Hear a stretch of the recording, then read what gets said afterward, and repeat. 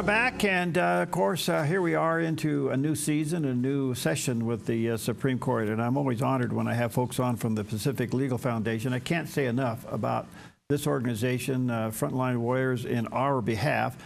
Joe Luppino Esposito is with us today. He's the Legal Policy Deputy Director and Federal Policy Chief. Whew, that's a big title. And you can go to pacificlegal.org. That is their website, and there's a picture of that landing page, and support them. They're out there doing it. Good stuff. Joe, good to see you. Yes, good to see you as well. Did I butcher your name? Forgive me. What is it? Yeah, Joe Luppino Esposito, but Joe L.E. is just fine too. What happened to Smith and Jones? Hey, good to see you. Thanks for your time. Boy, a lot going on. As you look at the Supreme Court in this session, what's standing out to you? What are they looking at? So there's a few interesting issues. One of the more interesting things that we're going to see as they change hands now, going from the Biden administration to the Trump administration, is that more likely than not, there's going to be a lot of positions that change from the government. And of course, this is what always happens. This is why we have elections. And one of the biggest things that we saw this past week was that the court granted argument in two cases, and actually we're moving forward with it despite the Trump administration asking for a hold on these because they haven't decided if they're going to change their position on them yet. And both of them involve the EPA. So not surprisingly, there are a lot of regulations that are in place that the EPA is doing that the Trump administration most likely would not agree with. But at issue in these particular cases, it's a little different. So let me go ahead and kind of go through what the underlying issue is, but then actually what the issue is that they're dealing with right now. All right. So you have Oklahoma versus EPA and Calumet Shreveport Refining versus EPA. So in Oklahoma versus EPA, they're arguing, Oklahoma, along with a few other states, are saying that their policies regarding the Good Neighbor Rule, which is something about the Clean Air Act and the provisions about emissions for each state, they disagree fundamentally, Oklahoma and these other states, that they have the ability to actually press these plans on them.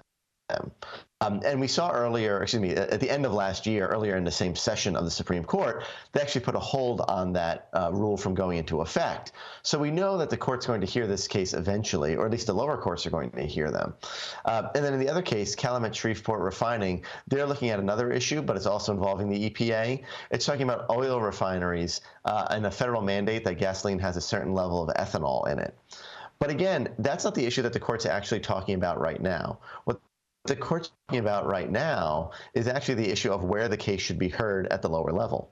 So traditionally, when there are cases like this, particularly environmental cases, you have it so that all these cases go to the D.C. Circuit.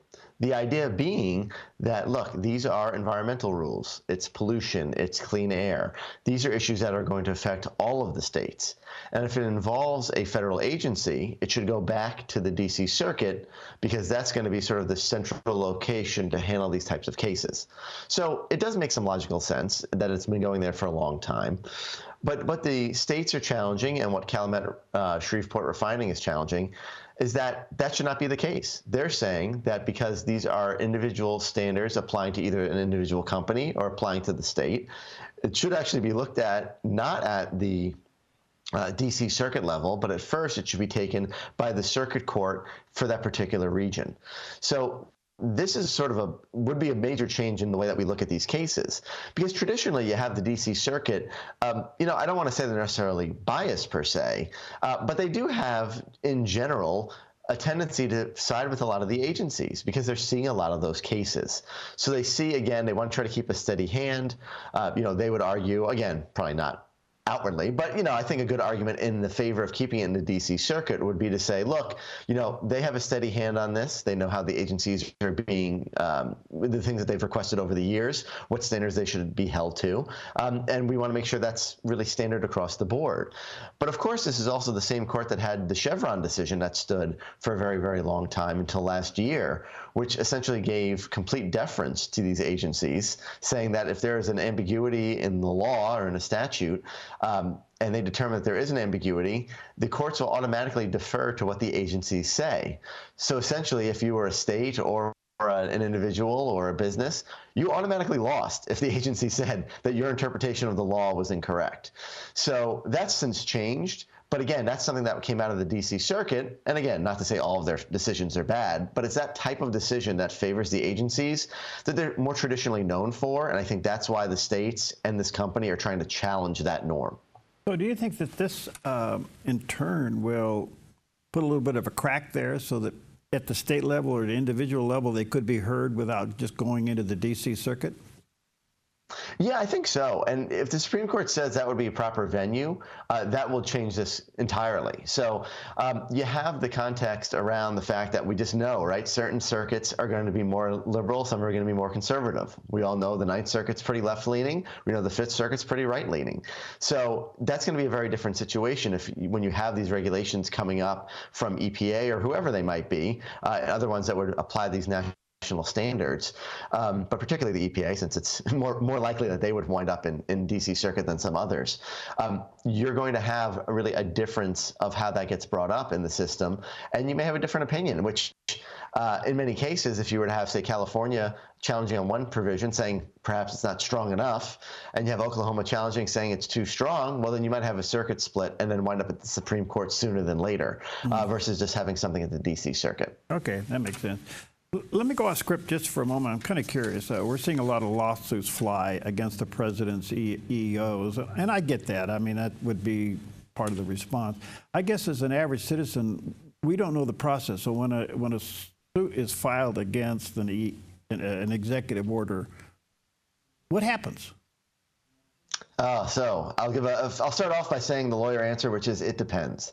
But I will expand on that. Okay. So for example, so we saw the case that was just settled last night, or not settled, but at least one question of it was settled last night, regarding the fork in the road buyout plans that were proposed from the Trump administration. Right. So that case happened to be in front of a federal judge in Boston, and he actually put a nationwide injunction on the entire plan. I guess it was on Friday night, if I remember correctly. So, or perhaps Thursday. Either way, that in some cases, judges can determine that because there is a nationwide impact, they are going to impose a nationwide injunction. So then when that happens, in turn, you would have the Trump administration or any administration challenge that up to the next level, and then also for an emergency to the Supreme Court as well, saying that this was an improper injunction and this thing needs to go into effect sooner than later. So what you had in Boston, obviously the Trump people were working on that, and it had not gotten to that point yet when the judge last night said, look, the people who sued here, which were the government employee unions, actually don't have standing. So that was the question that got settled there for the night, which said, look, we can't actually keep this injunction in place because you shouldn't even be the ones in court making this suit. So immediately, that's why we saw the reaction last night from the Trump administration saying, that's great, the injunction is over. This thing was supposed to end on Friday anyway. It is now closed effective as of 7 p.m., and that's the end of that. So that's not to say that the plan is going to be found to be completely valid. It's just to say that the Trump administration now doesn't have that injunction in place, and they can say that it's currently enforced. Okay. So at this point, it won't be the unions that are going to be challenging that one in particular. You may have individuals try to challenge it or other parties try to challenge it. But for right now, that one is done until someone else moves forward with the case. So that's one example. You'll see different ones in other situations. They're going to be brought up in a number of different jurisdictions. If that happens, sometimes they will consolidate the cases, and they may wind up in front of just one of the circuits, or again, they may be fast-tracked to the Supreme Court, depending on the issue. But at the end of the day, when a suit is filed, the judge has to immediately make a decision? No, not at all. So there's always a challenge in a lot of these cases, particularly with executive orders, because there is no sort of lengthy timeline, or at least often there's not a lengthy timeline for them to be put into effect. For the most part, they are in effect immediately. So what these cases will do, and the people who are challenging them, what they will do is they'll ask for an injunction. So the injunction is something that does need to be decided on quickly. And they'll say, look, we need to debate the merits of this case, but if you do not stop this executive order from going into effect now, real harm will be done to us as the people, the plaintiffs going forward with this. So you need to stop it right now. So in those cases, the judges do need to make a snap decision to say, we're going to put an injunction on this and stop this from going into effect. That will not be the final decision, but that will put a halt to whatever the executive order is, at least for the time being. All right. I think I mean, I understand the tit for tat, and that's going to happen for a while. You know, these are speed bumps. But I was kind of curious as to what the procedure was. I want to come back to California just for a moment before I take a break. They have some very, very strict vehicle emission rules, and now some of the energy companies are challenging those. I'm kind of curious where this may go and what's at stake here, because if a car was to come out in Nevada and go into California, it just broke all the rules. Right. So it's an interesting standard they have. So it's a very oddball special exception that they've created for California. And again, we're looking at the EPA, and I'll just take it from a very sort of as objective as I can about the EPA for a moment, okay, and say, you know, the EPA's goals at heart to make sure that the environment is protected, right? It's right there in the name. That's the goal. So what they've always allowed is for, and by statute, Congress has allowed Congress to have their own standards, basically with the assumption that California is always going to have more stringent standards. So for one, that's a bit of an oddball thing to have in law. Certainly there are no permanent majorities. Maybe they are in California, but that was not always the case, right? I mean, this is the state that's Orange County, Ronald Reagan, and right, you know, Pacific Legal Foundation came out of California. So it's not necessarily a permanent thing that's going to be in place. But the fact is that they have had this exception for a very long time and to sort of carve out for their own rules. So I think what the car manufacturers and others are continuing to challenge, as they've challenged in the past on other provisions, they did this a number of years ago about eggs, actually, was the issue, saying that if California has this law and there's such a large part of the overall market, does that affect interstate commerce in a way that's damaging? So the last time the Supreme Court said, look, it does not. There is no dormant commerce clause, as we would call it. But in this case, I think they're going to challenge it a little more realistically, because they're saying these standards are so stringent and so beyond anything else, particularly because there are national standards. This is going to be a different problem. Versus when it came to eggs, there's very sort of minimal standards. And the issues that they were debating in California are about sort of the harm done to chickens and things like that. And we just don't simply have an analogous version in federal law. Okay, let me take a quick break. Let me say Joe's website is pacificlegal.org. There's a picture of the landing page. He and his team, the whole group there, these are just frontline warriors doing such an amazing job. You can track a lot what's going on with the Supreme Court there and other cases, and certainly encourage you to support them. We'll be right back.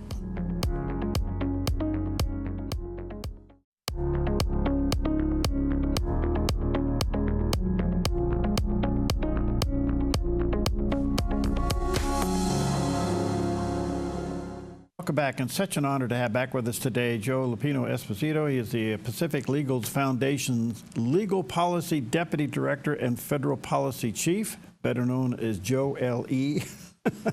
And you can go to pacificlegal.org is their website, and check them out and support them. I was thinking about this question during the break, Joe, so it's kind of a two sharp-edged question. Question number one would be, when there's a presidential administration change, does that impact the Supreme Court cases? And number two, when that administration and change includes a new director of the Department of Justice, could that mean a mid-litigation change?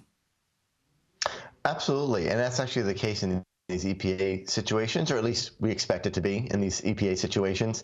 So we have the situation in which they will change over and make the argument perhaps on the same side as the state of Oklahoma.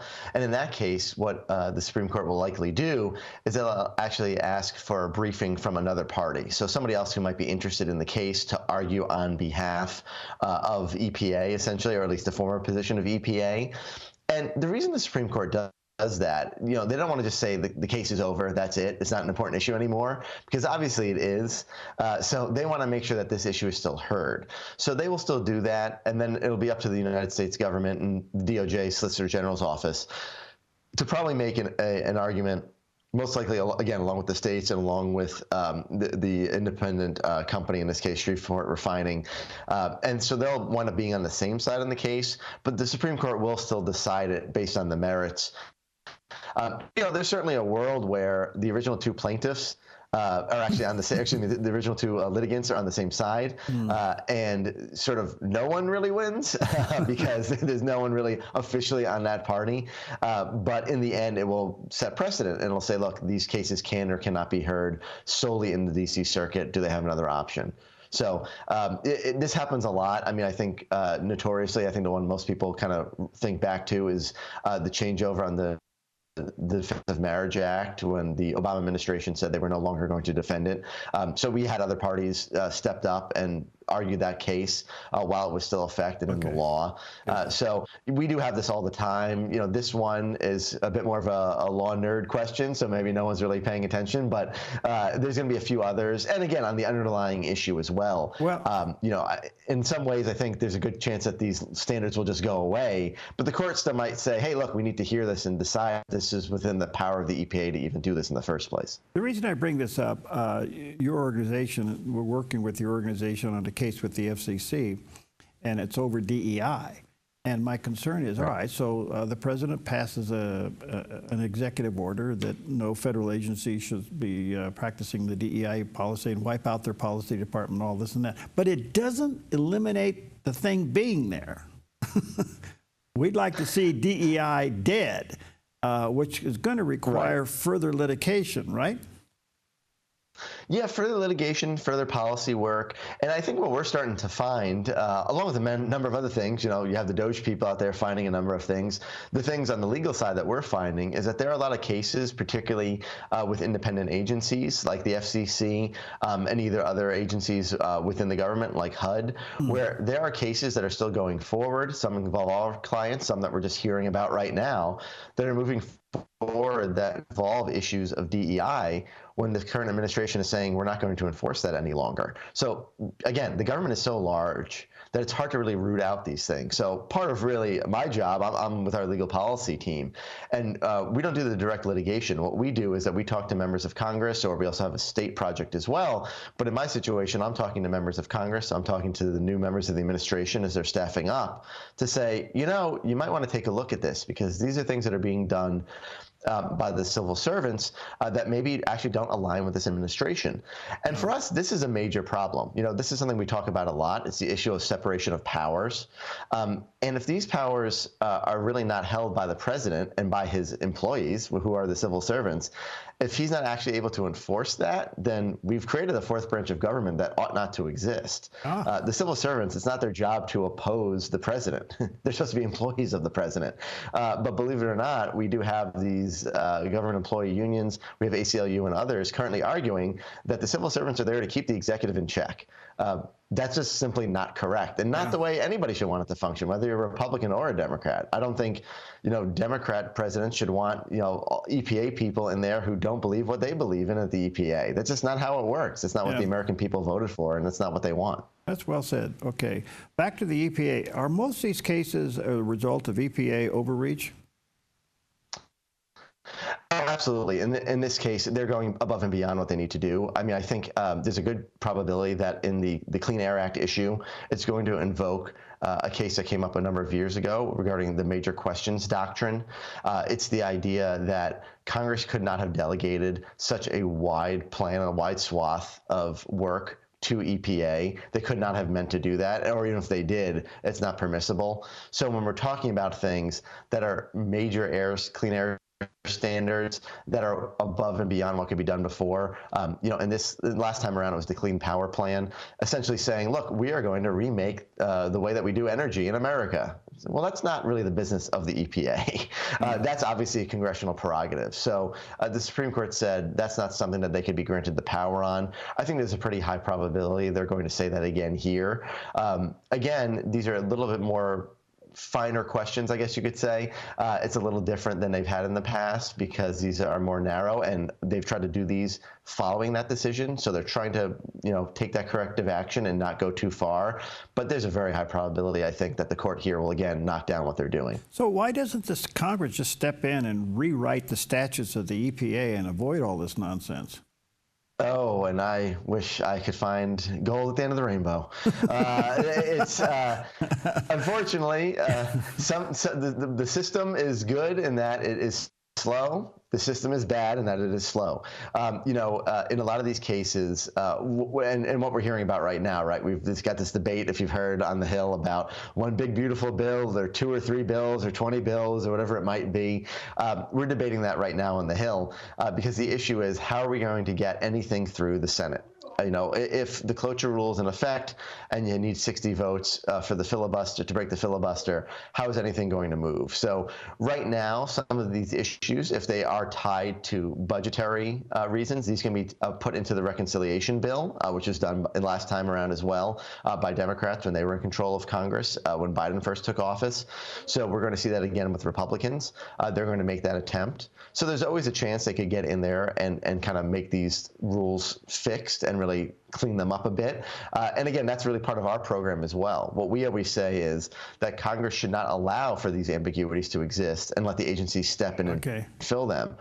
And furthermore, they shouldn't leave the openings in the first place. A lot of these bills are written, particularly some of these broader ones like the Clean Air Act, that just say things, whatever regulations the secretary deems necessary. Well, gee, it's a pretty wide swath of what the secretary can decide to be necessary, and that's obviously going to change when the administration changes. When the president pulled out of the Paris Climate Accord, did that send a message to the EPA? Yeah, and again, it did, but it's funny because even in the context you bring up the question, right? The idea that the EPA is independent of the president. He just had a nominee that got in, Lee Zeldin, who was a congressman from New York. He's now running the EPA. So presumably, the message is clear. They should just go along with whatever he wants because he's their boss.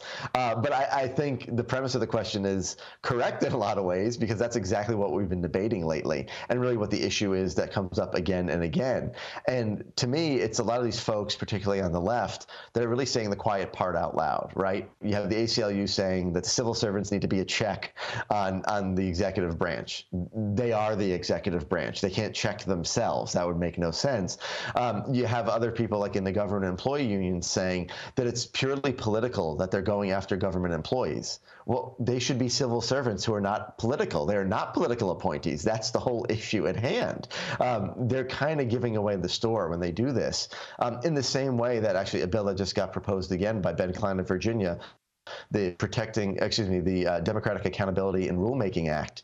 And that bill says that the people who are passing rules and starting rulemaking can only be presidentially appointed and Senate confirmed. And this bill got through the House in the last session. But what was remarkable was that the fact that Democrats on the other side of the aisle, Jerry Nadler, was arguing in front of Congress. This is not a hidden thing I'm pulling out for you here. This is right on the public record, saying that if President Trump were to be in office and to nominate people who cannot get through the Senate, it would do great harm because we couldn't get any rulemaking done. Now, that's the exact opposite position than what he should have if there were to be a President Trump. Now, he could say that if Biden were to be reelected or Harris were to be elected, I get that. That would be a valid argument from his side, at least. But to say that the opposing party couldn't get rulemaking done and that's a problem, well, again, they're saying the quiet part out loud. Yeah. They're telling us that these agencies, civil servants, are actively working against the wishes of their boss. And that's really the essential problem that we have with the executive branch right now. And I think a lot of what we're seeing, whether it's with DOGE or just in general, what the president is trying to do with executive orders, is to really have that make sure that his employees are actually his employees. And frankly, in the same way that any Democrat should be doing the same thing. It should be the will of the American people by electing the executive, knowing the power that he yields. And certainly we can have a conversation about how much power that is and how much it ought to be or ought not to be. But for the time being, we know what it is, and that's the power he should maintain. Less than a minute, with all the changes, we haven't seen this before. We haven't seen it this rapid, this extensive. What's your 30,000-foot, 2-second view? Yeah, I think it's great. I mean, there's a lot to be done. And I think the one lesson that President Trump learned, and frankly, I don't think one that he could have really acted on last time around, is that you need to act quickly. And he's doing that right now. Good. Joe, thanks for your time. We value it greatly. Let me say to our viewers and listeners, go to pacificlegal.org. That's their website. You can track everything they do. Let me encourage you to support them because they're doing the right thing and they're out there doing it for you. Thank you, Joe. Let's stay connected, friend. Absolutely. Thank you so much. Okay.